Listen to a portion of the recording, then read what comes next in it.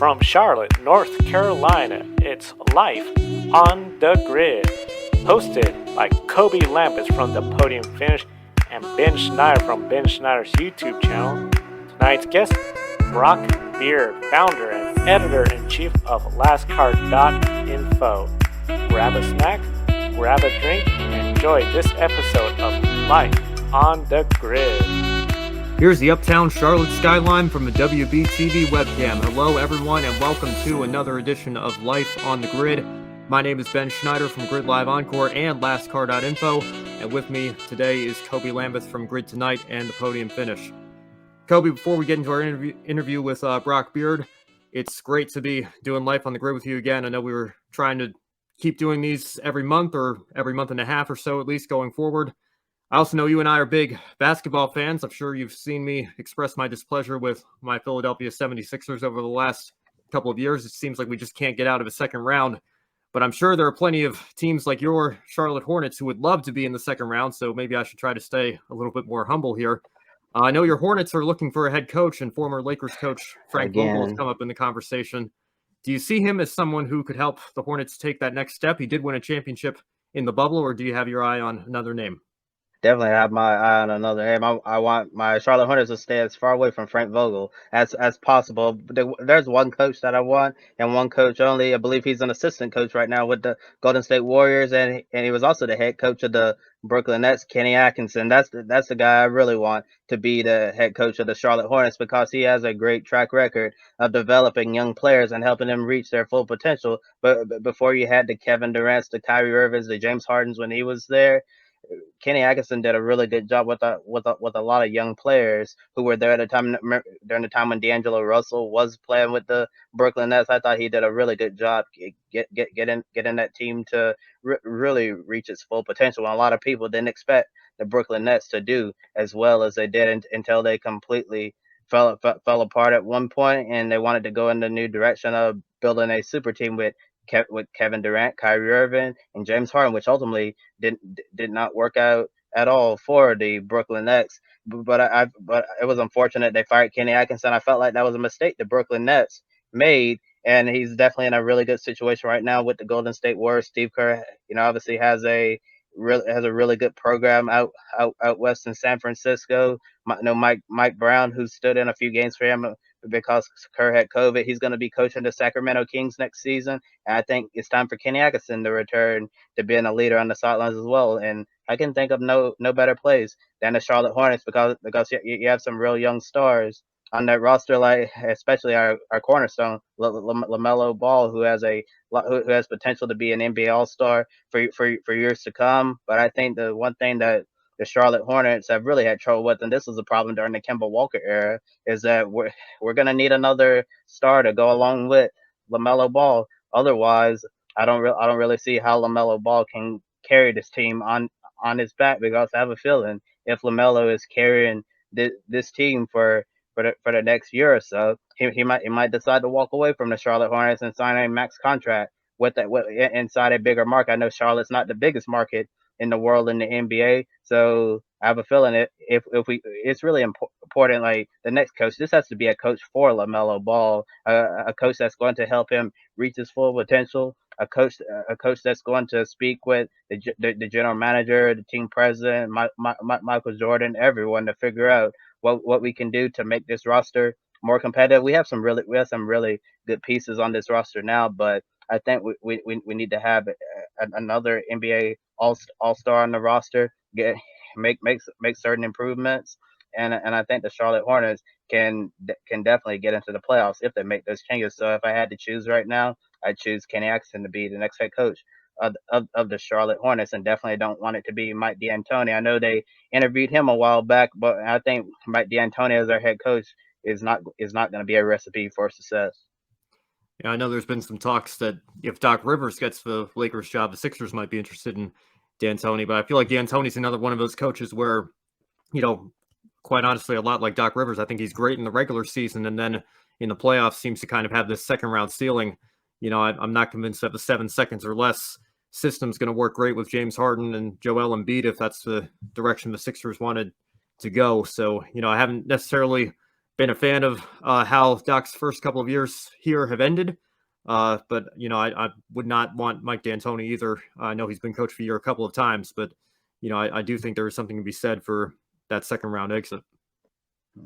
Yes, for sure. It's gonna be interesting to see what moves are made coming up. I know NBA finals are upon us, and after that, it'll be time for the 2022 NBA draft. There's a lot of great young prospects out there. I know Paulo Banchero is probably gonna go in the top five.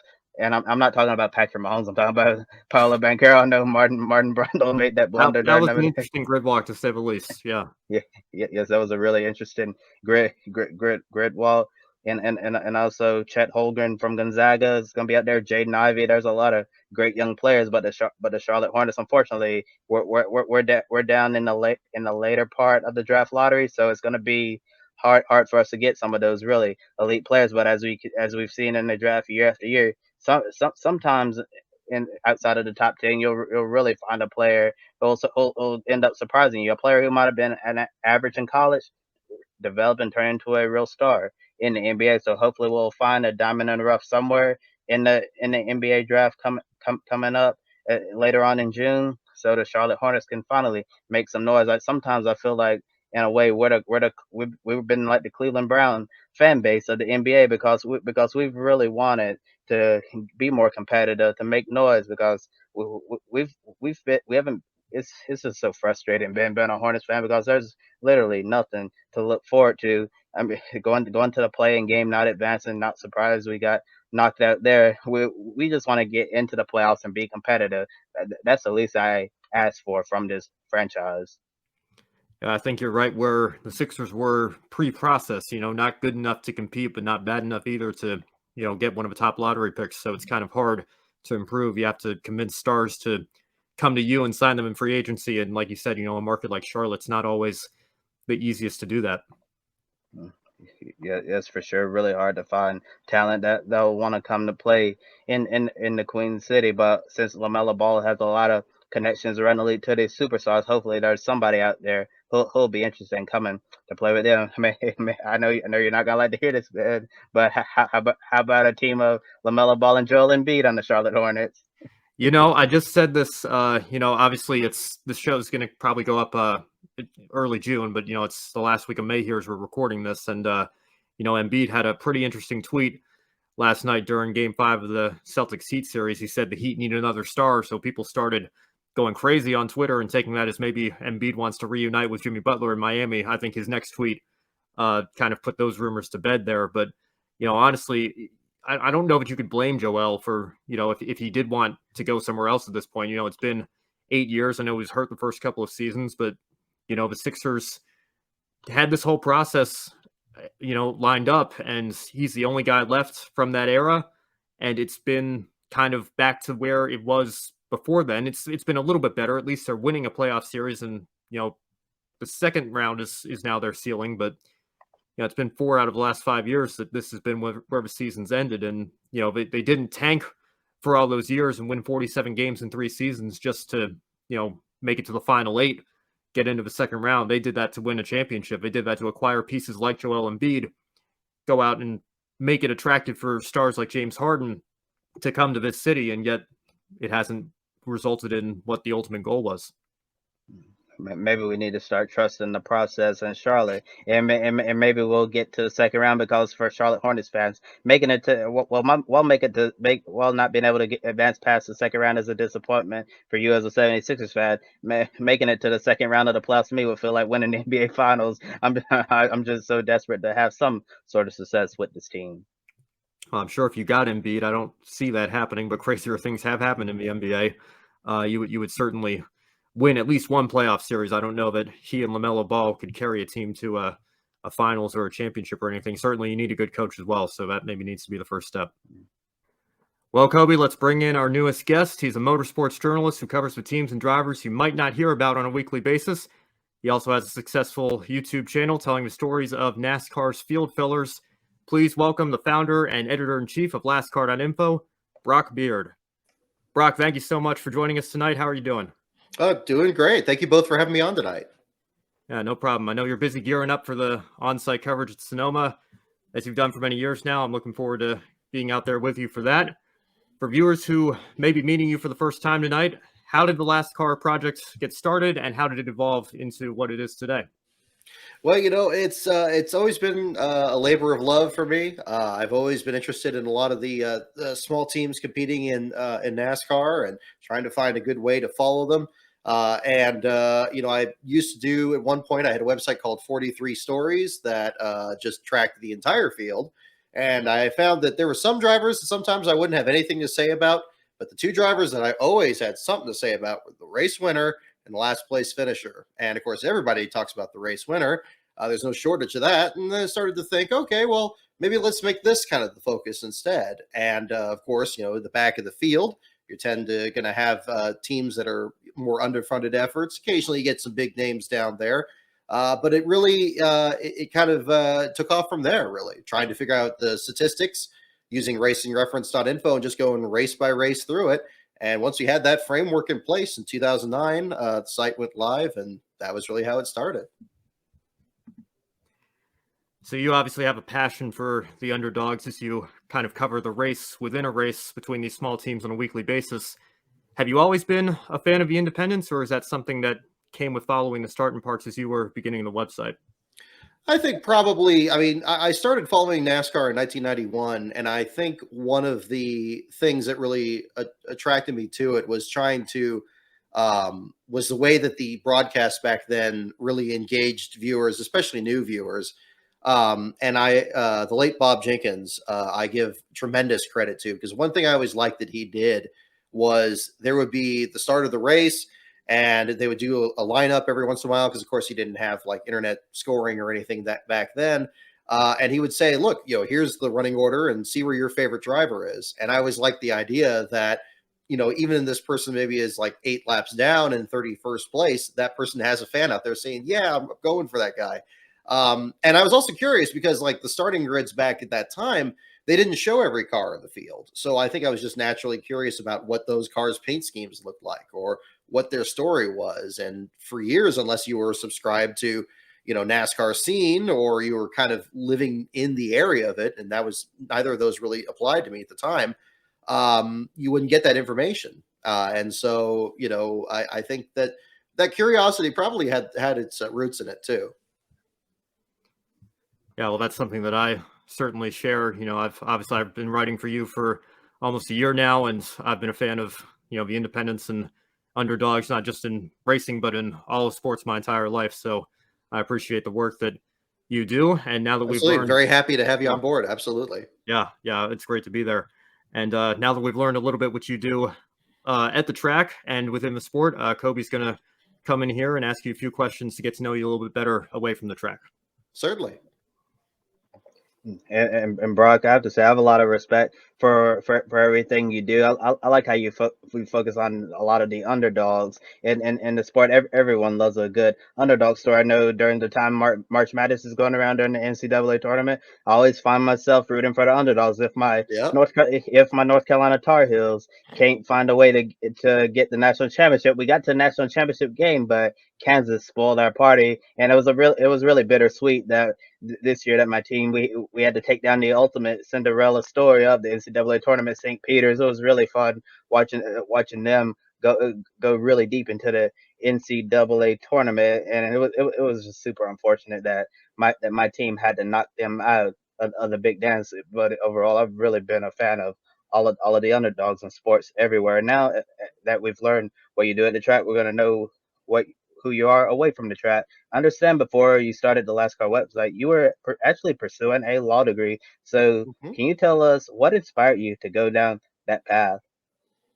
Well, my father's an attorney, and he has his own law practice, and we always described it as kind of the family practice. Sometimes sorting out files on the kitchen table, and that was really my upbringing. I actually, back in 1992, I remember playing around with his typewriter in his office in Oakland, and trying to type down the names of drivers in the starting lineup for a race at Bristol. And I still have that sheet around somewhere. So I think it's always gone hand in hand, that background in the law and the background of being interested in racing. And the challenge was always to find a way to kind of bring those two elements together. I think it also, and it's good you bring this up actually, also on another way to bring it up, it kind of dovetails with what Ben was talking to me about as well. I think that's another reason that I've always been very passionate about these underdog stories is that, again, my father's practice is very blue collar. It's his own practice. He doesn't have any other staff outside of the family. And that was my upbringing. And so I think I see a lot of him in these other drivers that I follow. In fact, he's still working today. And, much like a lot of these drivers, the ones that seem to work on the tightest of margins, they seem to stay in the sport the longest. And then so I did look into pursuing a law degree. I do have my Juris Doctor that I earned in 2011 from the John F. Kennedy University in Pleasant Hill, California. Met some great people there. Got some. I earned a Whitkin Award in constitutional law, which was for the highest score in the class, and I really enjoyed that subject. But I couldn't pass the bar exam. I took it 3 times, and the California bar is the most difficult in the country. And it also, I believe, is a way that it really checks with you. Is like, is this really what you want to do? Because you got to know that stuff backwards and forwards. And I probably knew it backwards. I don't know entirely if I knew it forwards. But luckily at that point, the LASTCAR site was really starting to take off 2011, 2012. And it was a difficult decision, but I'm thankful for that background because, again, sometimes the legal aspect does dovetail with racing. I mean, we saw a very clear rules debate in this last All-Star race, and it almost feels like a legal argument in that standpoint. Yeah, yeah, yes, for sure. And sometimes I wonder if I should have pursued a law degree because I'd be sitting in a much better position doing right now doing that than where I am right now. But actually, It's before I never too decided, late. If yeah, I don't want, one thing I don't want to talk, I never want to talk down the practice of it because I know it's been great for my family, especially my father. And yeah, I encourage if you ever have an interest in it or anybody else, I say absolutely go for it. It just turned out for me, it wasn't for me because I just had this different passion and yeah, if it's something you're into, I'd say go for it. yeah, yes, and I know with a lot of people, they start off on one path pursuing something, and then by the end, they end up going down an entirely different path. I Yep. know entering college, I wanted to be a mechanical engineer working for a NASCAR Cup Series team, Mhm. but I learned that math and science wasn't my thing at all. So I had to be real with myself and be like, you're not good at this type of stuff, and it's in your best interest to find something that you're actually going to be good at instead of struggling and then you're going to be very frustrated or you might not be qualified enough to get the job that you want. And to be honest with you, Brock, if I kept up with the mechanical engineering, I probably would have flunked out of college because I'm not because that type of stuff is just not for me. So I ended up studying communications, mass media, journalism, and Okay. American studies, and I feel like that's worked out well for me so far. But if I had a chance to go back and do it all over again, as I like to say, I think I'd like to go down the route of being a federal prosecutor. Putting all the bad guys but behind bars. I think that's something that I feel like I would have really enjoyed, but I'm kind of lazy because I know that would take a whole lot of work to try to get through all of that. And I know you live in California, all the way over there on the Mhm. West Coast. I'm here in North Carolina, all the way on the East Coast. But anyone who Okay. follows you on Twitter knows you're a big fan of the Buffalo Bills, or as we like to say here in North Carolina, we call Buffalo Carolina North, since you took our old defensive coordinator, have some of our old coaches up there, including some of our old players. So I want to know, how do you become a Bills fan despite living on the other side of the country? Very good question. That's actually probably a more recent turn of events. My parents actually, believe it or not, met at a Raider game. I mentioned that my dad had an office in Oakland, so we grew up like following the Raiders, and I followed them and I enjoyed it. It was always a distant second to my interest in racing, but I mean I think that especially when we used to live a bit closer to the stadium, that was a fun time. But when I was studying for the bar exam, and this was like 2011, 2012, I kind of tried to put the NASCAR stuff aside, but at the same time, I started getting into football at that point because for me, I've always just had to have some kind of sport to kind of draw my attention. And I started to kind of watch a lot of the old America's Game episodes and learn more about the different teams because I really didn't look into the history of them. And I learned about the Bills. I learned about Marv Levy and the 4 straight Super Bowl losses. And This very much this underdog aspect to it. And it really drew me to the team. And I will admit that, yeah, I'm a much more recent fan. I'm not going to lie and say that it's something that's been since childhood.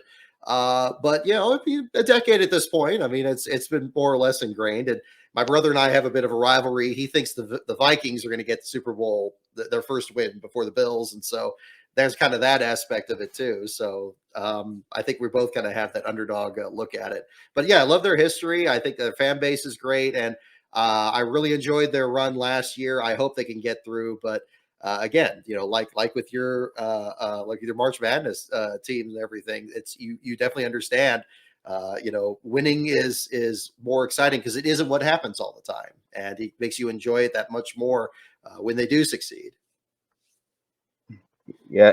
Especially coming from those underdog teams and all the sports. When you're an underdog, you're obviously going to suffer a lot of losing before you actually get to win. And I remember when I first started watching the NFL. I actually started watching NFL football in 2004. Well before I Hmm, started watching motorsports. So I was actually an NFL fan 3 years before I even discovered what NASCAR was. And during the times in the 2000s into the early 2010s. I know when talking about the Buffalo Bills, they were not one of the best teams in the league at all. They struggled, went through a certainly. lot of struggled a lot. I remember when J.P. Losman was one of your quarterbacks. So you Yeah. guys have been through some really hard times up there and Buffalo, and I can say the same for my Carolina Panthers as well because Lord, we had Jimmy Clausen as our quarterback. That was one of the worst seasons I believe in franchise history for us. And Man. and then we had Cam Newton after that, and everything was smooth sailing until we lost that Super Bowl to the Broncos,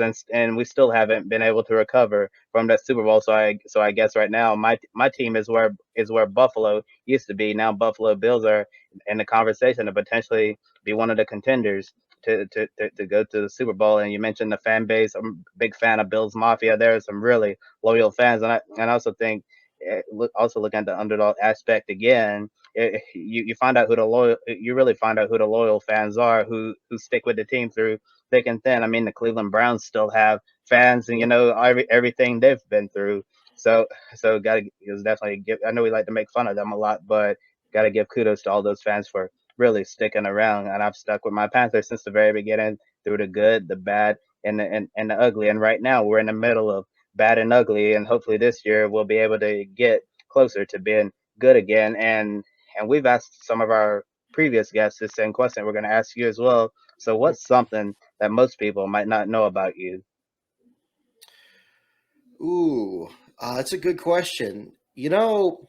I was kind of chewing over this on the drive back earlier today. One thing that maybe people that might actually surprise people is, especially given how much I cover NASCAR nowadays, and I have followed it since 1991. There is a bit of a gap in how closely I followed NASCAR from about midway through 1995 through midway through 1998. I didn't really follow the sport that much at that time, and it wasn't because of so much like a falling out of the sport or I just wasn't interested in it. It's because I had another competing interest at the time that ended up taking up more of my time. One of the first things I was very passionate about was the sinking of the Titanic. I think that really kind of drew my interest in history. And we took a cruise in mid 1995, and that kind of stirred that interest back into it. And then, of course, the James Cameron movie comes out in '97, and that was kind of an interesting. I was in high school at that time, and me and a friend of mine, we kind of always tested each other on like Titanic facts, and then of course Bill Paxton's character in the movie is named Brock, so there was that. And just it was kind of a time where I kind of threw myself more at that interest. And it wasn't until after we ultimately did an actual trip over to like England and Ireland to see some of the old ports, like where the Titanic left in like Southampton and Cove. It wasn't after that I really kind of got back into NASCAR, and the race that did that was Ricky Rudd's win at Martinsville in fall of '98, and it's pretty much been week to week ever since. So that probably would be something people wouldn't really know. Is I do have other interests. My brother always jokes with me that it's just NASCAR and nothing else, but history in general has always kind of drawn to me, and that was one example where it really kind of pulled me kind of towards that direction in a different time in my life. Yeah, and I get the same thing from other people in my life as well, where they think my only interest is motorsports, and I have nothing else better to do with my time. And like you, I'm really into history and all of that. I know throughout my time in school, I really enjoyed taking history class. I feel like history was definitely one of my best subjects, memorizing all those dates and really, I guess the aspect of history is that everything in history has a story, and it also correlates with journalism as well. Since journalism is all about storytelling, kind of like right here on Life on the Grid. We're allowing you to come on our program and tell your life story, both personal and professionally. So it's really a cool thing right there, especially the story about the Titanic there. Hmm. No, very well put. Yes, and next we're gonna have Ben come back and chat with you for a little bit while I go get a sip of water. Sure.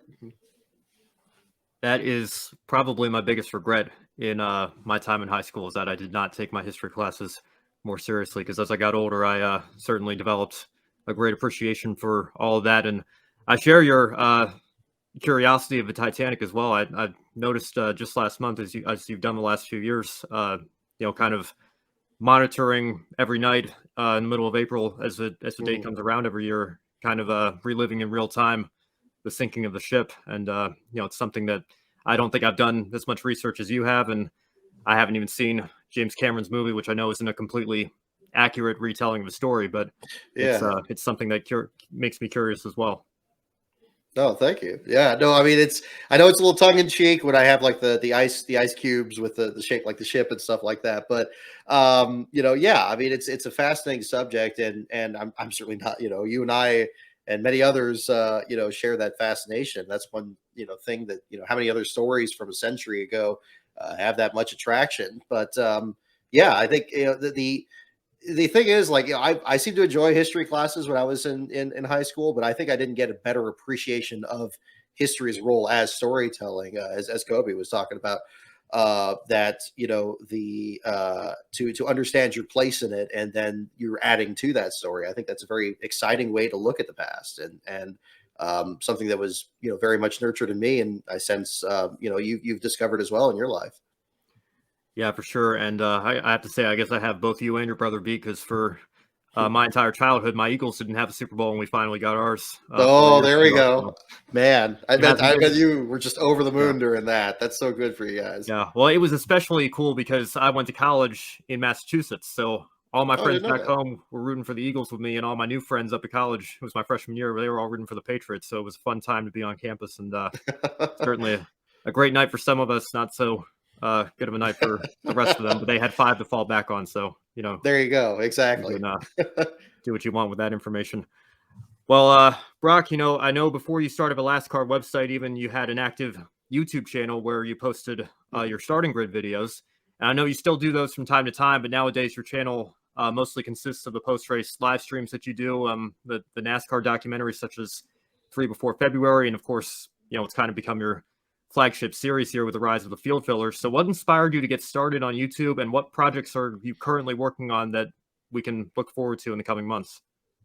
Well, it's a good question. I mean, YouTube. When I started my channel, it was 2006, and there was very little NASCAR content on here. And of course, back then, YouTube was very different from what it is now. I feel older and older the more I think about this, with the white hair and the beard. But yeah, I mean, you couldn't post a video that was longer than 10 minutes. It took forever for things to upload. And I didn't know the first thing about. It's like, how do I get this video? That I have like a whole VHS collection and some DVDs of races that I've taped over years. It's like, how do I get this onto the computer? And as you can tell from a lot of if you go way back to like the first page of my archive, the quality of the video is not very good.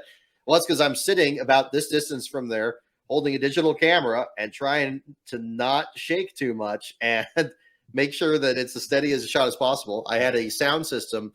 I had some speakers plugged into my computer, just cranked it up all the way. And I'm sure my parents can attest to how tedious that was there.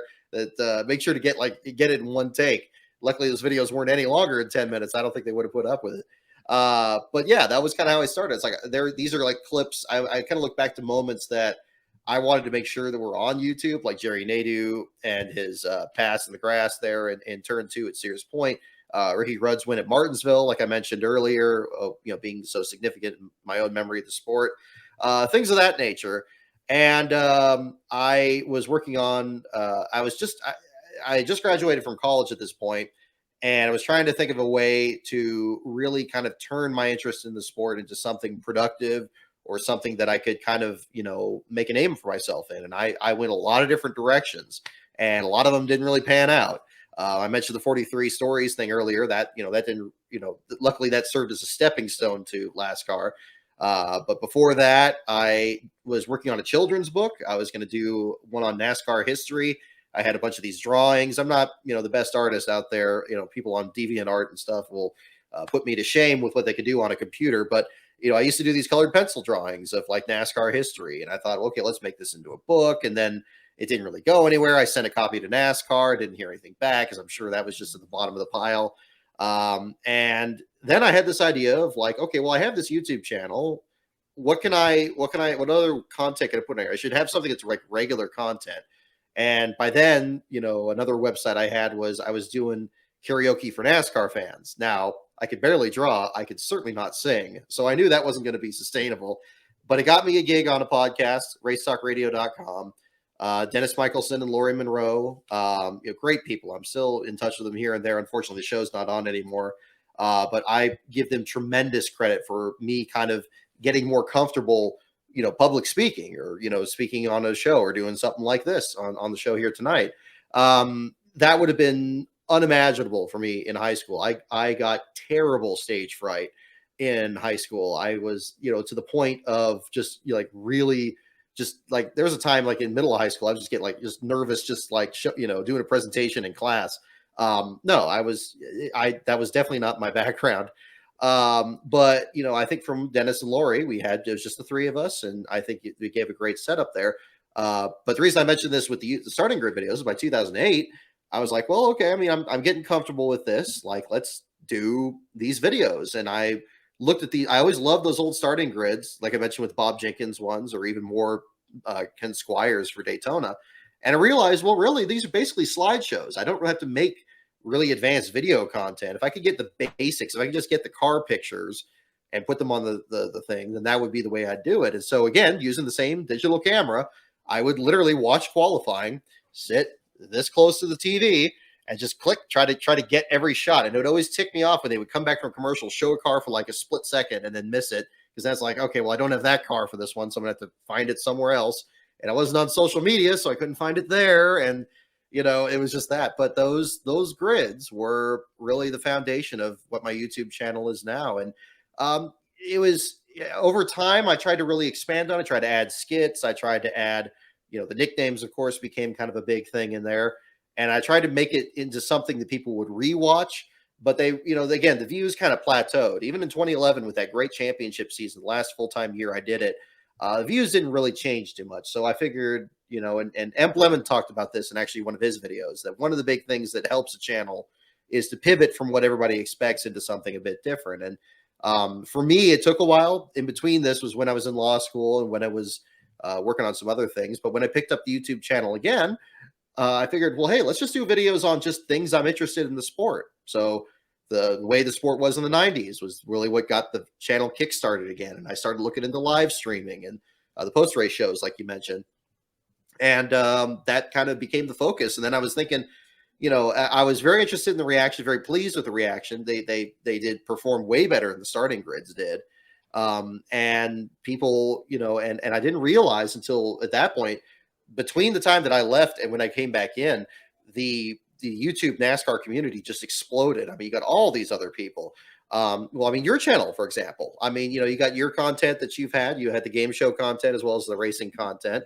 I see your material. I see Black Flags Matter. I see Iceberg, Eric Estep, all these other guys, and all you guys are way younger than me. So I figured, okay, what can I do with this? Like now, again, being kind of, on that end of it, I figured, well, what I can do is what I can talk about like a different time in the sport and try to make it as alive as possible and try to bring it to, the younger fans and to fans at large. And that's kind of been my focus. You mentioned 3 Before February and some of the other content. A lot of stuff I think really focuses mostly on the 2000 season. And that wasn't entirely intentional, just kind of turned out that way. But stories like of Johnny Benson's season with the unsponsored car, Darrell Waltrip's retirement year. I mean, it was a huge year. That, and then of course the events of 3 Before February. I mean, large in terms of tragedy as well. And I think that that's something that I'm able to offer on my channel there. And again, being interested in history and the research, that's been my focus. You asked what I'm working on at the moment. Actually, one other project that I am working on is I haven't announced the trailer yet because I have a whole backlog of stuff I'm trying to plow through here. I just finished a video on Mike Potter, a longtime independent driver, qualified for the 1992 Daytona 500 in a 9-year-old car, which is a great story on that. Unfortunately, he wasn't available for an interview. Next episode of Field Fillers is on the way, which is on Stanton Barrett. That's already been announced. I'm hoping to get that done soon. And then a much larger project that I'm working on is bringing together, I guess you could say, the cinematic universe in today's parlance of the 2000 season into 2001 and focusing on all the storylines from that year and just doing the deepest deep dive of that. I just finished a rough draft of a script on this project. I think it's going to end up being a 3-part deal. It may end up being longer than 3 Before February in the net gain of it there. And I'm very excited to get it done. I'm now conflicted because I want to get the Stanton Barrett one done and I want to get started on this one. So that's where I am here. And then right in the middle of that, I got the Derek Cope book, which is pretty much done. And I got to get that going. So there's a lot of irons in the fire. And I think anybody that's followed the channel, if you haven't followed it, your viewers, Brock Beard, just the same thing as my name there on YouTube. Definitely stay tuned for more content there because there's a backlog that I really think is going to fill out the rest of this year. I'm glad you brought up the book. I'm going to ask you about that a little bit later on here. I'm also glad you brought up, YouTube being completely different back in the day because I think, there's a lot of great things about the site, obviously, but there's a lot of changes that they've made. The most recent one I can think of is getting rid of a dislike button. I think I'm not crazy about that. Yeah, there's things that, have just, I think, been so universally, disliked, no pun intended there. But I think the backlash has just been, pretty much universal, and yet they still continue to go through with it. I think it's become, something that, I think it used to be for, creators like you and me and other people to have a platform to showcase their work. And now if you go to the front page, it's a bunch of clips from late night TV shows and people that have endorsement deals and are celebrities already and don't need like the ad revenue that they're picking up from those videos. I feel like it's shifted kind of to be a little bit less creator friendly. But it is still a place where, we can tell these stories and people can watch our videos and hopefully learn something from that. Exactly. So, yeah, there's definitely a minefield out there, but I mean, as long as you're able to navigate it, it's still a fun platform. It's not perfect, but hopefully in time, we can all be, add our own contributions to it there, and it can be even better than it is now. It's just, who knows? Yeah. Well, I'm just realizing, I've always thought that the first time I came across your work was when the NASCAR.com article came out after the 2010 Daytona 500, but I'm trying to think to when I discovered your video. I remember I didn't know it was you at the time, but your video on Phoenix Racing after Brad Keselowski won at Talladega. Yep. I put the connection together several years ago, but that was your video. But I do remember seeing that, way back in when YouTube was still in its infancy. That was still in that era. But I know you've been doing it on and off for a while, and it's great to hear that you've got some exciting things in the works for that. So as you said, certainly encourage all our viewers to stay tuned on that front. Now, I know, obviously you brought up your Derek Cope book as well. And like I said, I'll get into that a little bit later, but flashback to 2018, you released this book called JD, The Life and Death of a Forgotten NASCAR Legend on JD McDuffie. And you just released an updated revised version this year. So what drew you to JD's story, and what do you remember about the process of putting that story together in the book? I think JD McDuffie is a figure that has just come up time and time again in my interest in racing. I had just started to watch racing just weeks before his final race at Watkins Glen. I did not see that final race live. So I was not familiar with watching him compete at a younger age. It was very much more a result of the internet and what it opened up in terms of discovering information about him. And around the 2000 season, I was going to an antique shop in Martinez, California, over in the Bay Area, and I found a diecast car of his number 70, the maroon and black car Racing Champions made. There's still dozens of them on eBay that they were produced very in large amounts. I've heard from actually one diecast collector in Phoenix that really was like part of the big reason that the diecast market really exploded, was that after that accident happened, everybody wanted to have a JD diecast, and of course, none really existed at that point. But I saw this name, and I was like, and of course, back then you Google it and you're trying to figure out more information, and there was so little information out there. I was able to glean from a fan site that this person posted these really low res pictures, because again, this is dawn of the internet kind of period. I think it was called TZ Enterprises. He had a site that had stories about JD and pictures that I believe the Groves family posted of the accident, and said, yeah, here's a driver that actually was killed in his last race at Watkins Glen. And I'm like, how have I never heard about this? How is this new to me? I've been into the sport more or less for a decade. Like I said, there was a time in the mid 90s I didn't follow it as closely, but I never heard him mentioned in a broadcast, never saw a documentary about him, never saw any books about him. So basically that was the unofficial start, like around 2000, 2001, which I guess, again, there's no reason that year kind of sticks out to me, or that couple of years. But at that point, I was starting to kind of do my own research and try to understand who JD McDuffie was. So every once in a while, I'd go to a bookstore, I'd see a picture of his car in a book. Greg Fielden's 40+4 was a big step in that direction, because he had an account of his final race that was in that. I still think that's one of the greatest collection of books on NASCAR history. 40+4, the final edition there, covered the first 4 years of the 90s, or I guess, 1990 through 1993. But I was really curious about it, and that curiosity continued through college, through law school. I remember what really kind of kicked things into gear, and this may have actually kind of had a role in why I ultimately didn't pursue a legal career. In 2011, I found Marty Burke's address online, or found his email address rather online, and I reached out to him because he mentioned something about JD McDuffie and working on his team. And he came out and, he responded to my email. We kind of started going back and forth. Actually, just had another message from him today. We were just talking, and that I'm glad that friendship has continued since then, because he got me in touch with Mike Demers and his wife Leslie, and they got in touch with the Glenn family that produced his engines. And suddenly I'm speaking to all these people that were part of his team, especially in the latter years of his career. So I had all this information together. And this was, again, still 2011, 2012, moving forward there. And, the YouTube channel was doing okay. And I'm thinking, okay, well, am I going to make like a video on this? Well, there's not really a lot of video content. And at the time, I didn't have a lot of pictures even, really. I had a few, but not a ton. I'm like, well, I should do something with this. And what really kicked it off is I read this book that still stands out to me. It's called Killer Show. I believe the author is John Barelick, and he's an attorney that talked about the Station nightclub fire that happened in 2003. This was a Great White concert that took place indoors. There was some some fireworks that were meant to be outdoors that were used indoors, and it set the building on fire. Unfortunately, 100 people lost their lives in that. He wrote this incredible account of it, and I thought it was fascinating. I read it in about 2016.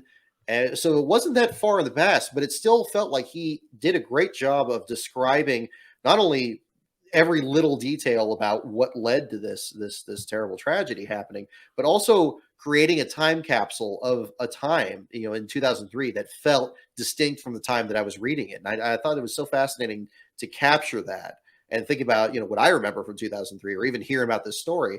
And I thought, well, is there something that I could write about? Because I always enjoyed writing. I always took a lot of creative writing courses. I was one class away from a creative writing emphasis in college.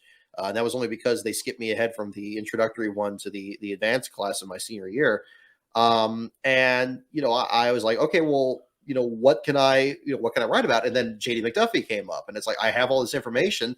Let's write a book. So the first chapter I wrote was everything that I knew about the Watkins Glen race up to that point, which even with the interviews had become, a good amount. And then it kind of expanded out laterally from there, which is why it was so much of a challenge kind of organizing it. It's not strictly chronological when you read it. Although the first half is more about his career and the second half is much more about the accident and what happened after. And that really became the effort. And it took quite a while. I mean, it came together quickly, but only because there was so much research up to that point. I think I broke ground on it about April of 2016, and it was released in July of 2018. And I was very fortunate that Waldorf Publishing out of Texas picked it up.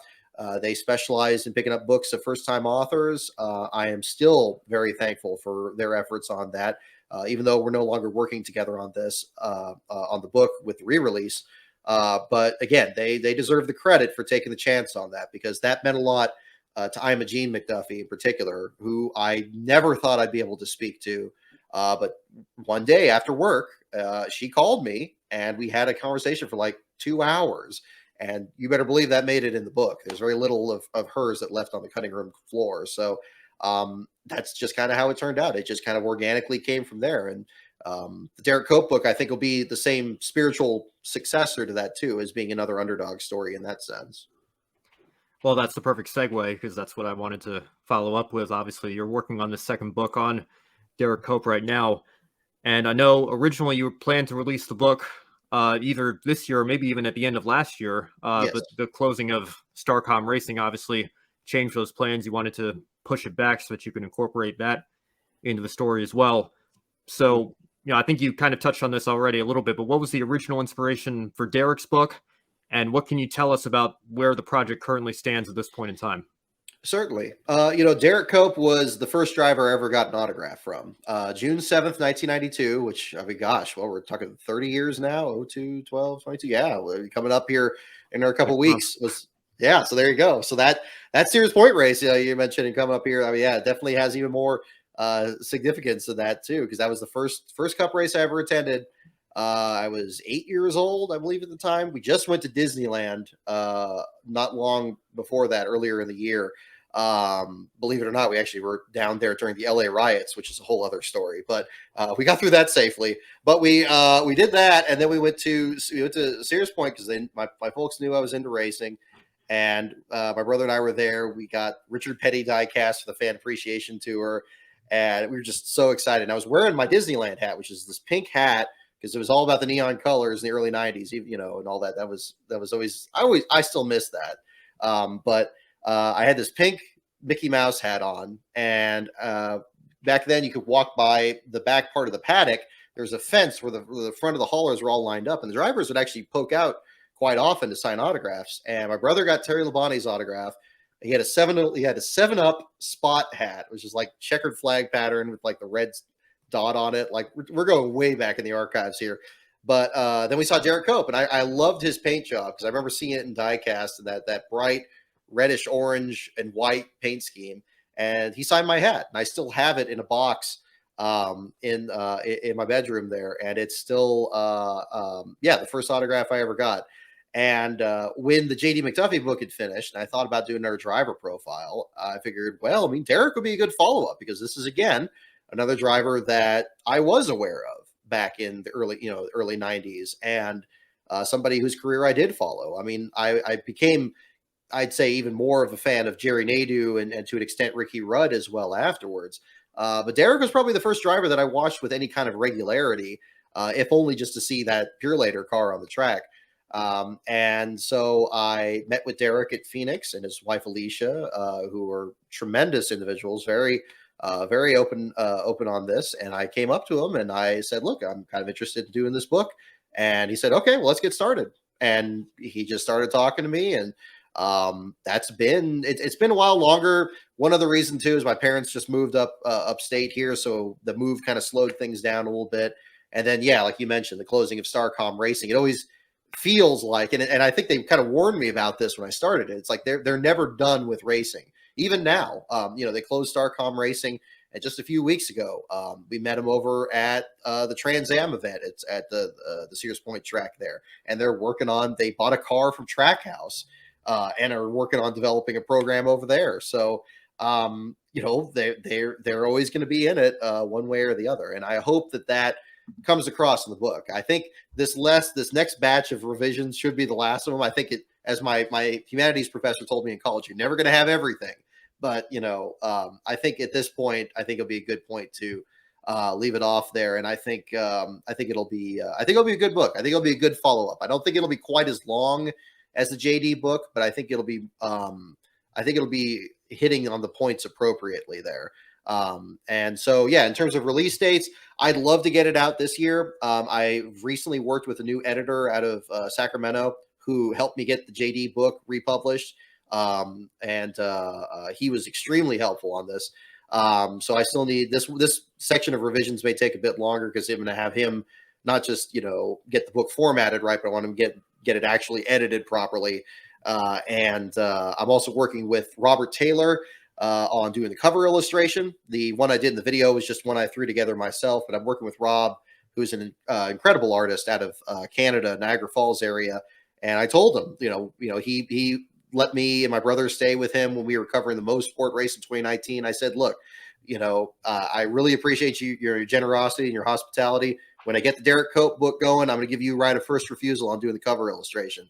And, he picked it up and he's already been sending me stuff on that. And I think it's going to look really good. So I'm glad to be able to follow that up on him too, because he's a good guy. So I'm hopeful that once the cover gets together, once the edits are done, it may be the end of this year, might be first part of next year, but I think there's definitely fewer days ahead than behind on this. So I think anybody looking forward to reading it won't have to wait too much longer. Well, we're certainly all looking forward to that. And I love that you still call it Sears Point. That's definitely a throwback for me. It's a little bit before when I got into the sport, it was Infineon Raceway. And of course, now it's just Sonoma again. But I love hearing the Sears Point name come back. So that's nice. Kobe is going to come back in now, and we're going to kind of transition from the sport back then to what the sport looks like today. Okay. Yeah, and as Ben was saying, the Sears Point name is a huge throwback for me as well. I remember when Sonoma Raceway was called Infineon Raceway. And speaking of California road courses, it's really such a shame, that Riverside isn't around today. Yeah. I know there's a lot of history with the Riverside road course, but times move on, things change. And looking at some of the issues in the sport today, as you know, NASCAR's made several changes over the last decade or so that's made it a lot harder for independent small teams to compete competitively at the cup level. In just 15 years, I remember when I first started watching NASCAR, you can have like 61 cars showing up to the Daytona 500, and the duel's actually meaning something, to wonder. And if we're going to get enough open cars to just fill the 40 car field. I know this year we haven't really seen many 40 car fields. I think the only 40 car field might have been the Daytona 500. I have a feeling there were some others, but for the most part, we've seen just the 36 charter cars, or just the 36 charter cars and just one open car most weeks. So like 37 is really the average field size we've seen in 2022. And you've been very critical of the charter system in the past. I've been critical of it as well. I personally don't think it's a good thing for the sport, but I want to hear your opinion on it. Do you think that was the turning point, shutting the quote unquote field fillers out of the Cup Series level? I do. I think that's it was a critical moment, I think, in NASCAR's history. And I think if NASCAR is being perfectly honest, they might be regretting that decision a little bit, given the new team ownership that's now arrived in the sport. And we're seeing an expansion of these. I mean, now you got the two 2311 cars. You have not only two Trackhouse cars, but now they're going to have this third entry that's going to have international drivers in there. And, knowing that you're going to have to get a charter from somebody if you're going to get any decent amount of the purse, and if you're going to be able to lock down sponsors, why set it at this arbitrary 36 number? Why is that the one? Why is it that when they brought this in, that the Wood brothers weren't considered? It's like, okay, we want to reward teams. None of the excuses when the charter system was introduced made sense to me. They say like, oh, we want to reward the teams that have been invested in the sport for the longest. It's like, why aren't the Wood brothers on there? It's like, oh, we want to make sure they're running full time. It's like, well, okay. I mean, there's a lot of teams that they can only afford to run part time, but they've been in the sport forever. I mean, where's Carl Long's charter? Where's Rick Ware's? I mean, any of these other ones. I mean, I know that Ware's now acquired his since then, but when it started, I mean, you created this situation where now you have to have all these small teams fighting against each other. And it used to be more of a friendly rivalry when you had a 43 car field and the fastest cars made it. And then like all the top teams are like, oh, we don't like it when Richard Petty is sent home, or we have to have this, provisional or something else. And, it's ridiculous. I think that it was completely, it was I think it was a very arbitrary decision. I think it was a very selfish decision, frankly, on behalf of a lot of the top teams. I think that the concept that a Hendrick Motorsports team is going to fail to qualify for a race or needs further assurances to lock down sponsorship is laughable. I think the teams that are most guilty of it, your Hendricks, your Penske's, your Gibbs, they were never in any danger of it. So what benefit does having a charter for them have?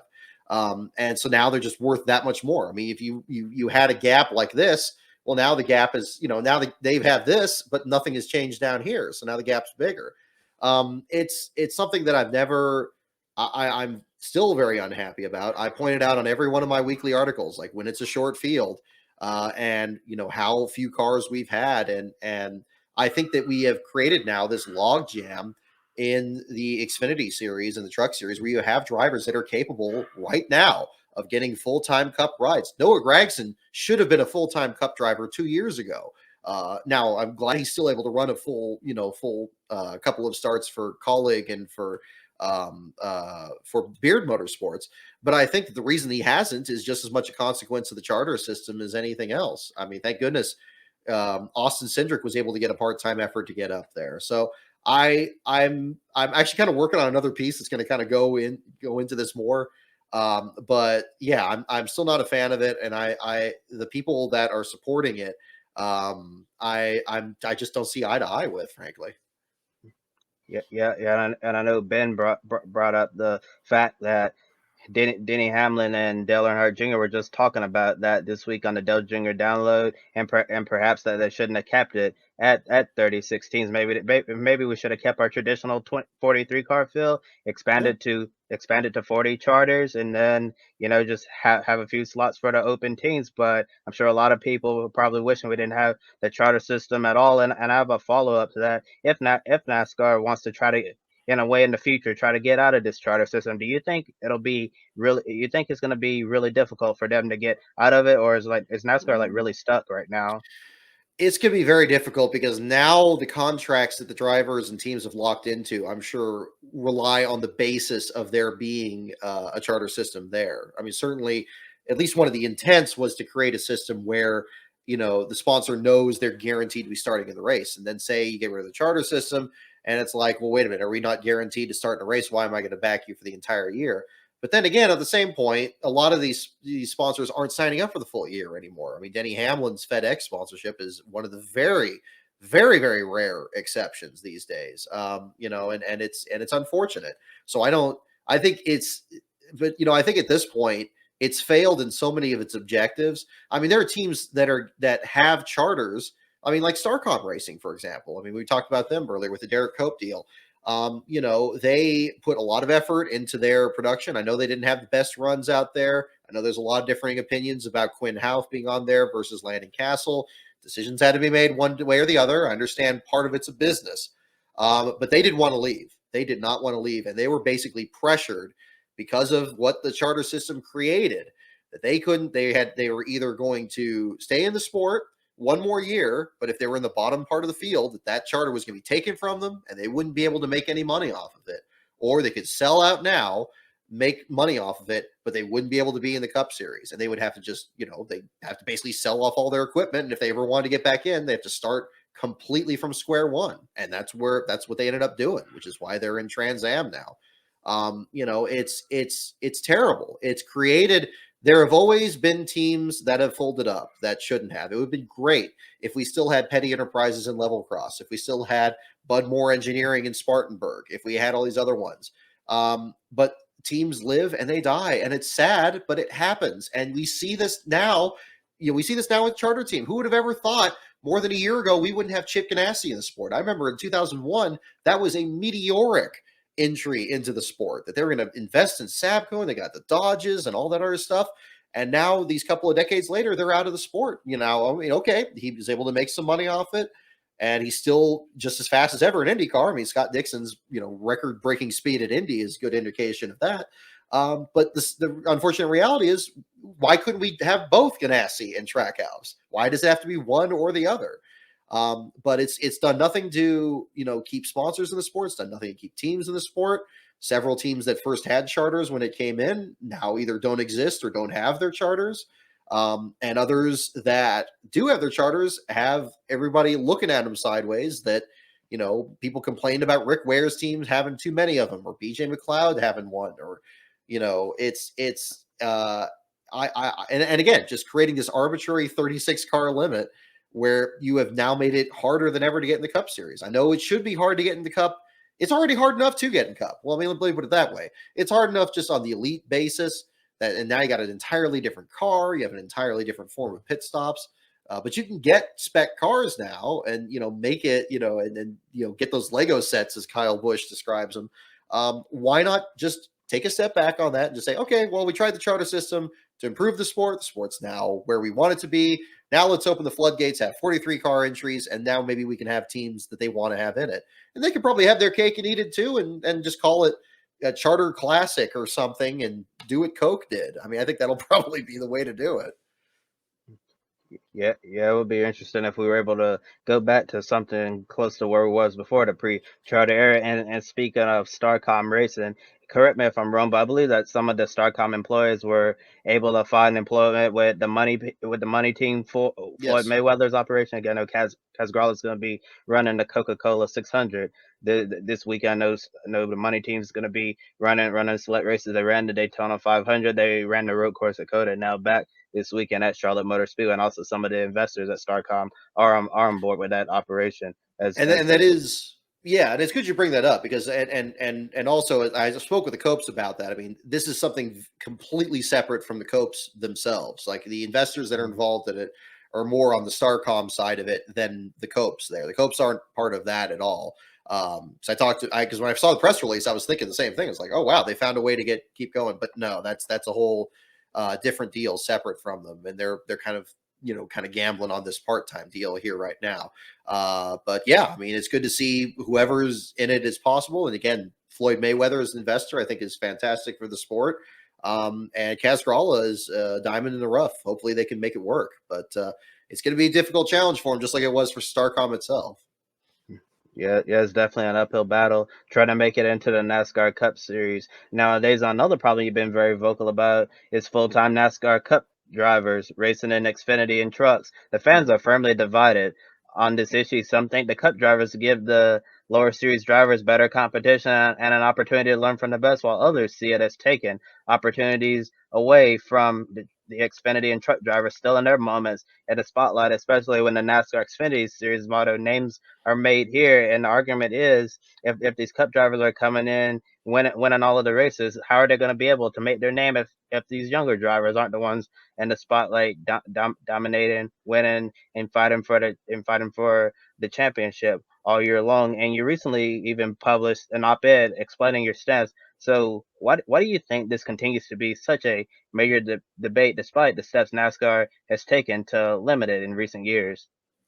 It's a very contentious issue, and every time I've written a number of articles on this, and every time I write one, I get about the same kind of reaction. It's a very passionate debate on both sides. I think for somebody that maybe is a big fan of a driver like Kyle Busch or Chase Elliott or William Byron or Kyle Larson or somebody like that, they want to see them race everything. They want to see them stay out there and compete with anything, and they figure, but I do think they're being a little disingenuous when they're saying that this is actually something that's helpful for the series or helpful for the other drivers out there. And it's unfortunate because it's complicated by some of these drivers saying that they want the Cup guys in there to measure their skills against them.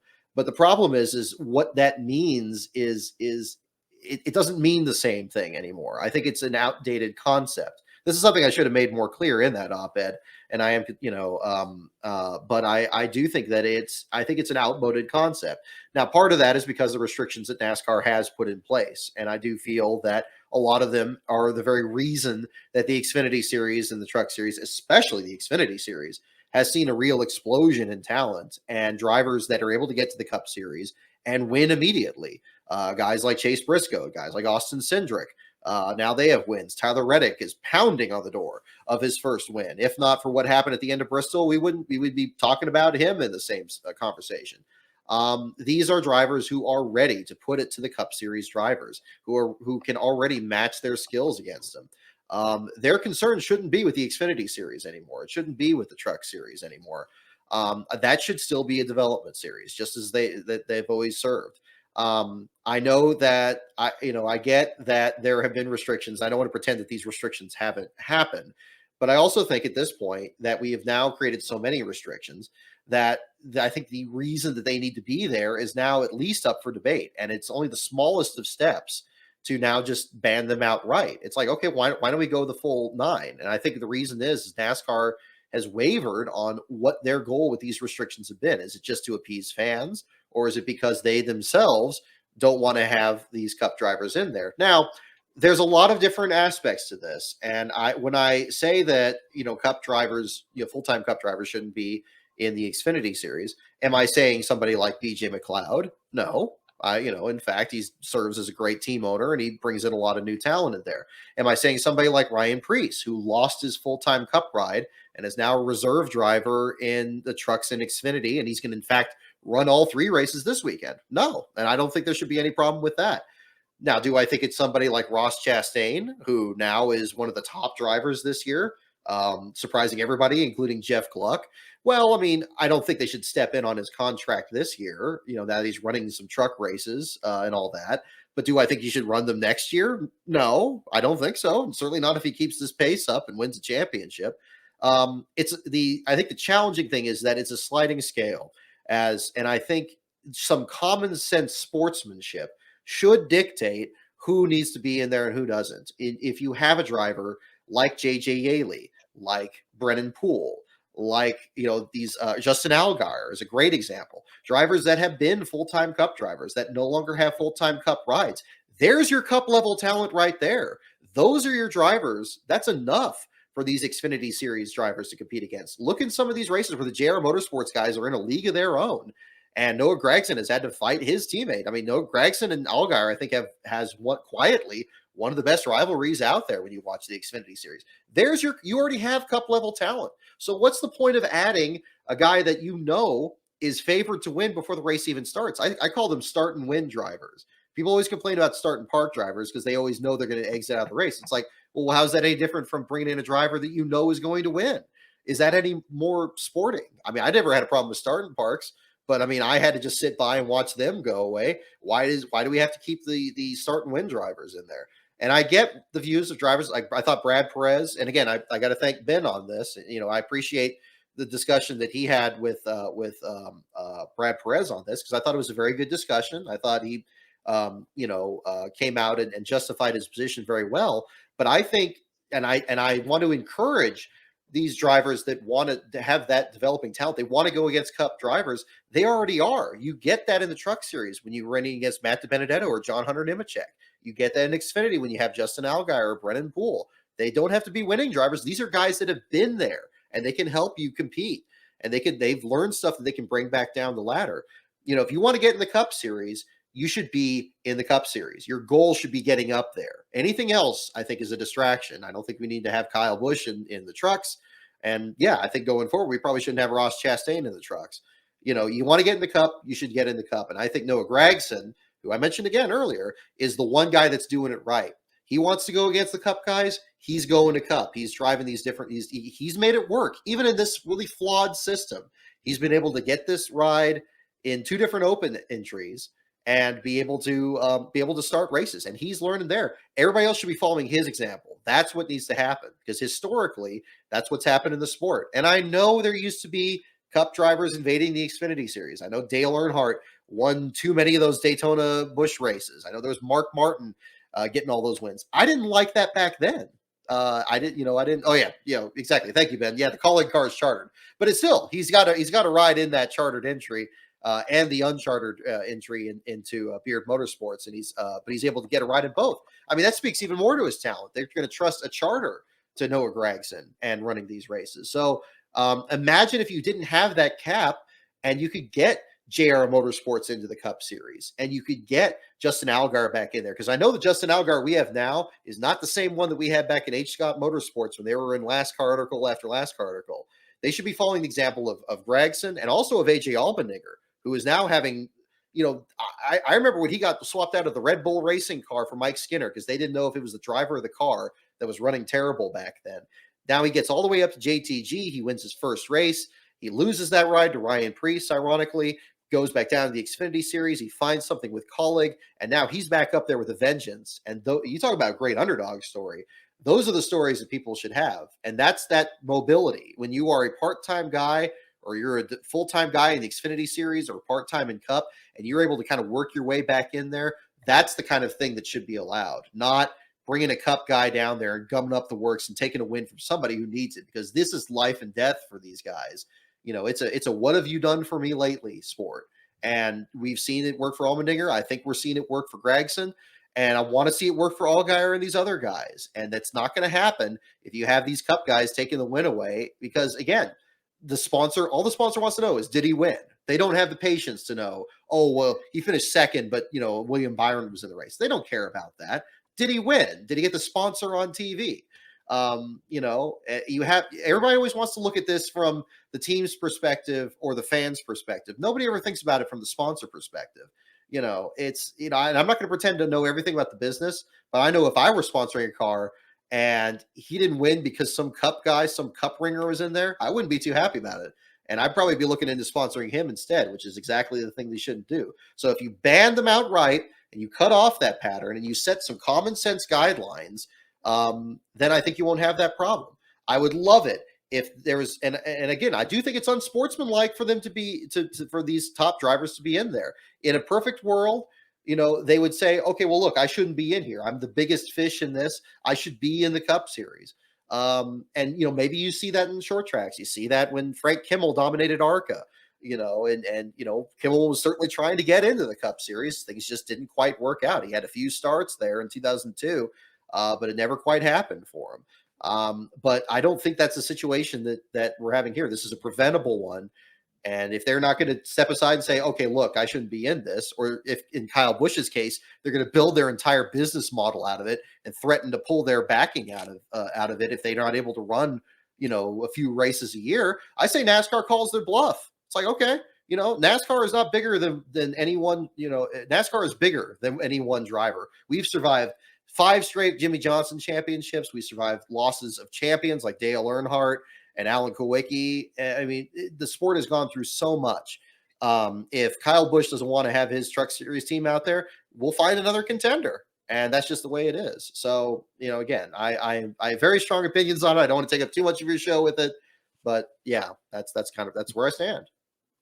Yeah, and you brought up a lot of really good points in your answer, and I know Ben's used this example a lot. Said Lewis Hamilton, Lewis Hamilton's racing for Mercedes in Formula One. He's not going to drop down to the Formula 2 race at Monaco just so he can feel good about himself winning both. Winning the feature and the sprint race, just so he can say I had a great weekend when his Mercedes Formula 1 car it may not be competitive enough to get it done over Red Bull and Ferrari. And also the same, you're not going to see the likes of IndyCar drivers Romain Grosjean, Callum Ilott, Christian Lundgaard, 3 European drivers who don't have a lot of experience in the ovals. You're not going to see Grosjean hopping in Andretti Autosport Indy Lights car at Iowa and Gateway so he can get more track time with the Indy Lights with this IndyCar. Well, actually, which will help him out with this IndyCar program. Yeah, that extra seat time would help, but you don't see that type of stuff with IndyCar and Indy Lights or Formula 2 and in Formula 1. And I'm not sure if NASCAR will ever do an all-out ban on Cup drivers in Xfinity and trucks. And one thing I suggested on one of our most recent shows on Grid Live Encore, I know the big thing that really are keeping Cup drivers making a few starts a year in trucks Xfinities are the owners championship. And the thing I suggest, I want your opinion on the idea I propose. How about NASCAR make a rule change saying if you're a Cup driver running in Xfinity in trucks, you're not allowed to score any owners points if you a enter a Cup driver in those events. Do you think that would be a way to do an all out ban on Cup drivers, since the owners title really means a lot to Xfinity and Truck Series owners? I hadn't thought of that. That's a very good point. I think that probably would. If you probably did that, yeah, that would probably button this up right quick. Because I remember back in like 2006, 2007, even then, even the broadcasters seemed just so over all the Xfinity guys. Because again, it was much worse back then, admittedly. But they would talk about the owners' championship like it was this big thing. Like, ooh, the 18 team and the 60 team, and who's going to win that? It's like, first of all, fans don't care about that. I certainly didn't care about it. I don't know too many. I couldn't, think of too many other people that cared about it back then. I mean, certainly not compared to the drivers' championship. I mean, if you have the drivers' championship is settled by 500 points, and all you got to care about is the owners' championship, I think that's kind of lame, frankly. But yeah, if it's the owners' championship that's keeping these guys in there, I don't know if that's going to entirely take care of it, because of course you still have like this example. I think this year the Hendrick Motorsports one, or the JR Motorsports one, well, 6 of one, half dozen of the other in this case. The number 88 car, that's not a full-time effort. I think it wouldn't keep that from happening. And, I mean, I think it's such a flagrant flaunting of the intent of these rules to have, again, the last 2 series champions and the guy that's tied for the most wins this season, and put them in all these races where they're not new venues. They're not, not new races, and just put them out there and just say like, oh yeah, hey, we and have it sponsored by HendrickCars.com. I mean, that's what really set me off on this article. It's just like, well, why are they doing that now? And I get it's only like what, 5 or 6 races, but that's 5 or 6 races that they just don't need to be there, and it's yeah. But I think, yeah, the owners championship, that could be one way of looking at it.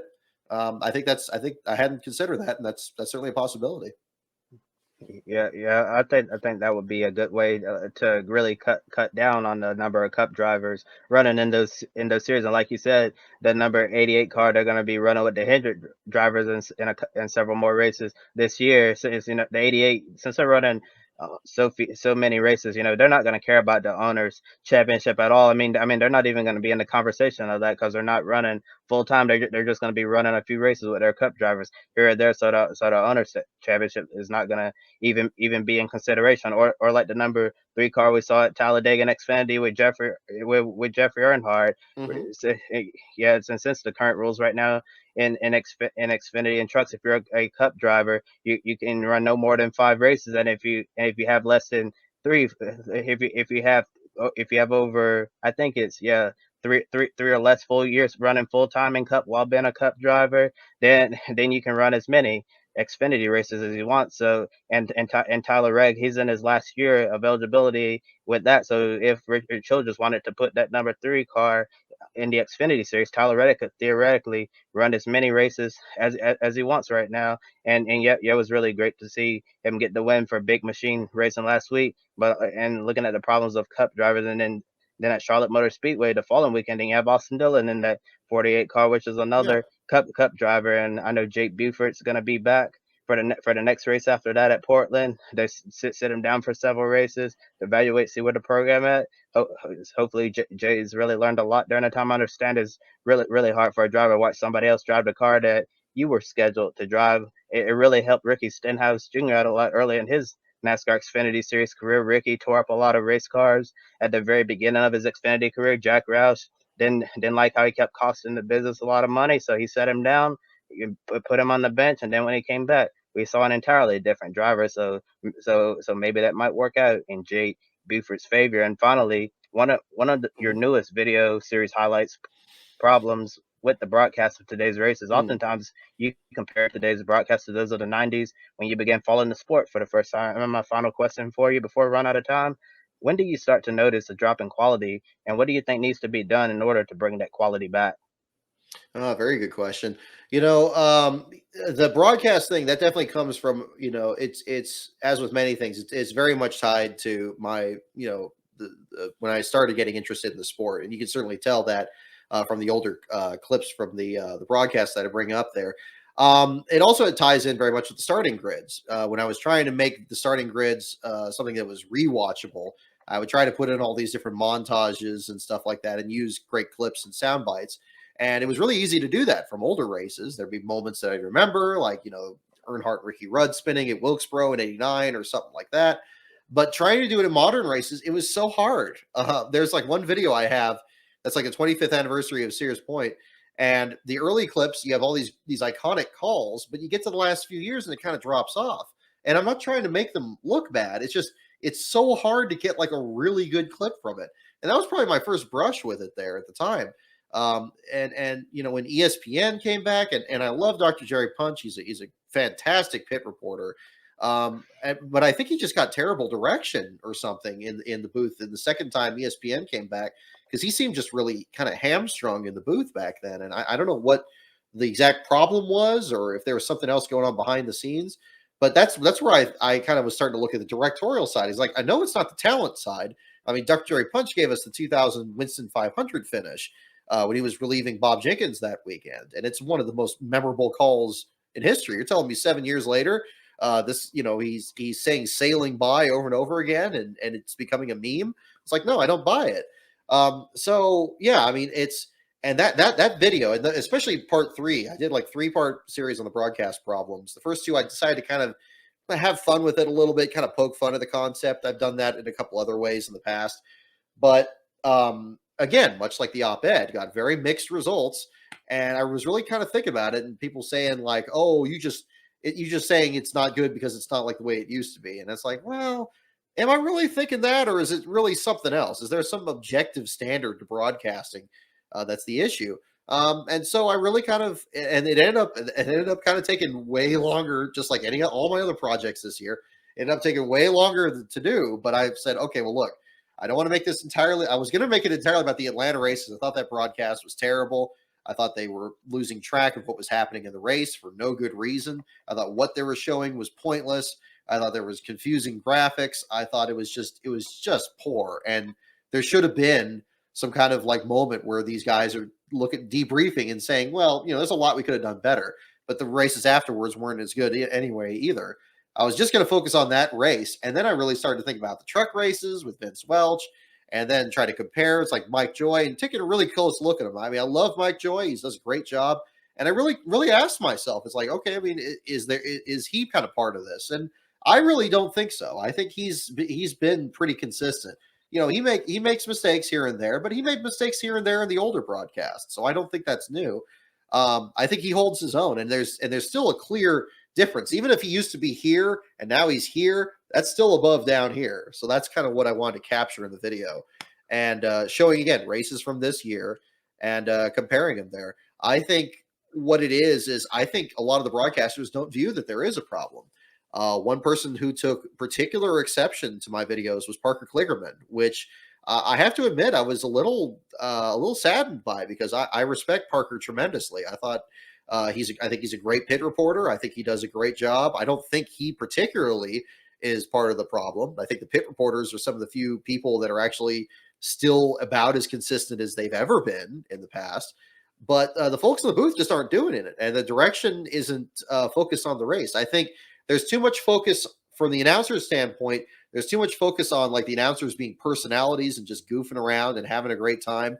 Adam Alexander seems to have more problems with this than Vince Welch, which is unfortunate, because I think Adam has a better grasp of the sport than Vince. I think he does a good job with the NASCAR America show, even though I don't usually watch it. And then the direction, they don't seem to show the race. They use these boring camera angles, or you can't tell what's happening. You can't see if somebody's setting up a pass. I showed like one camera angle they use over and over again when the cars are just rushing past. I think what it takes is, I think if any that's going to fix itself, well, first of all, it's not going to fix itself. They're going to have to acknowledge that there's a problem. And I think there's an unwillingness, either because the director has been there for a real long time. And it's not just Fox, it's NBC also. Either the staff there have been there too long, or some of these other broadcasts are just set in their ways and don't see it. But they're going to have to realize they're going to have to change their approach. They're gonna have to just change it. And it's not a matter of wearing a different outfit. It's not gonna be it's not gonna be a matter of staging somebody in a different place. They're gonna have to just change the way they do it. And if they can't change the way they do it, then as far as I'm concerned, it should be open tryouts in the booth. And I think Fox is doing that. I don't think they're doing it under the guise of just having that third spot in there and bringing in people like Jamie McMurray and Andy Lally and others. But McMurray and Lally have done some of the best, color commentary of this year. And it wouldn't surprise me if the network is taking a very close look at that. I hope NBC is doing the same thing because they got their own problems there. So yeah, it's going to take admitting that there's a problem and taking active steps to fix it. But I'm not sure if that's going to happen or not because I haven't seen too many indications of that yet. Yeah, there's definitely a lot of problems with the broadcast. Whether it's Fox Sports or NBC, as you mentioned, they both have their own set of problems. And in terms of criticism, for some reason, it seems like NASCAR in general has a really hard problem accepting constructive criticism. And when people criticize something, they're not doing that to be mean. It's not like we're calling someone stupid. It's not like we're calling them a clown just to be mean like that. We're only doing it because we care and we really want to see the best product possible. And I think that's really the least that we can really ask for out of them. Exactly. No, it's a very good way to put it. I mean, because I think, yeah, we all want it to be better. I don't take any joy saying that it used to be better. I mean, if it's just a statement of fact, then there's a way you can fix it. I mean, I take the same approach with my work. I don't throw things out at people that I wouldn't expect somebody to throw to me if my quality slipped. I mean, like if I get something that's wrong in an article, my viewers are right on me and they let me know. Same thing on a YouTube video. If there's something I make and it's just a misfire, then okay, I'll learn from that. I'm not going to make that again, or I'll make it a different way. I'll adjust. And I know you can't go too far that direction because you want to still maintain your autonomy and do that. But I don't think you dismiss criticism out of hand. Like you said, they're not doing it to be mean. They're doing it because they know. They see the potential in you. They see something that they like. Otherwise, they wouldn't have watched it to begin with. And they just have suggestions about how to make it better. And some are more blunt than others, but that's okay. I mean, that's part of it, and yeah. I mean, again, I don't, if I ever got up there, I would expect people to be just as critical as ever. I mean, it's their race. I mean, the people in the broadcast, if they're not showing you what's happening, they're holding that information hostage from you, and you should demand that they do it the right way or not do it at all. It's not too much to demand more from professionals is the biggest thing. That's something I always say. It's like, look, if professionals should be able to take criticism because they have the high position. They're living the dream. I mean, it may not make a whole lot of money, but it's a prestigious position. Look how much it's meaning to Joe Buck stepping away from broadcasting other sports. It means the world, to these guys, or it should. And if it doesn't, then that's another thing that should be looked at. Yes, for sure. And this busy. One thing else I want to throw in before I throw it over to Ben in this episode of Life on the Grid, that you really need to have a thick skin working in this type of environment. As you were saying, some people are more blunt than others. Sometimes it's not really the nicest way, but it's all about how you respond to that, and really taking some of the constructive criticism really seriously and doing the best that you can to learn from your mistakes to make sure that you're as best as you can be to reach your full potential. And Brock, really appreciate you for coming on tonight on Life on the Grid. Heard as I mentioned at the beginning, heard so much about you, and really glad to listen to all of these wonderful stories you told today. So really appreciate you for being here. Well, thank you, Kobe. That means a lot. It's a pleasure to meet you. And Ben, I know I always appreciate your work over at LASTCAR.info. You did a good article on the Bushwhacker issue a while back, I recall, as well. And it's great to be able to speak with a couple of folks like yourselves that really do share that same passion for the sport. And there's no detail that's too small. And I love discussing that with you guys. So thank you so much to both of you for having me on the show. That was my first piece last year, if I recall correctly, after I believe it was in New Hampshire. And yeah, Kyle Busch sweeping all 5 of his starts. But it's great to be able to be working with you now. And like Kobe said, we just want to thank you again for joining us on Life on the Grid tonight. And we want to also encourage our viewers to follow Brock on social media, Twitter at LastCar on Brock. And if you like today's show, you want to invest in the Grid Network, help keep us on the air, and help keep us producing shows like this, you can consider joining our Patreon, or if you'd rather make a one-time donation, you can buy me a coffee as well for any of your favorite on-air talents. Any amount will help us continue to grow this network here at Grid. And last, we want to thank our sponsor as well, Public.com. Use the referral code GRIDNET, which gives you $5 to invest in the stock market. Another way for you to support us. Brock, before we let you go, are there any final words, or do you have anything else you want to plug before you leave tonight? No, I mean, you've done a pretty good job of it there. I mean, yeah, we got coverage at the Sears Point track coming up here weekend in June, and getting ready for that. Just had, we have our own Patreon at patreon.com/LASTCAR on Brock.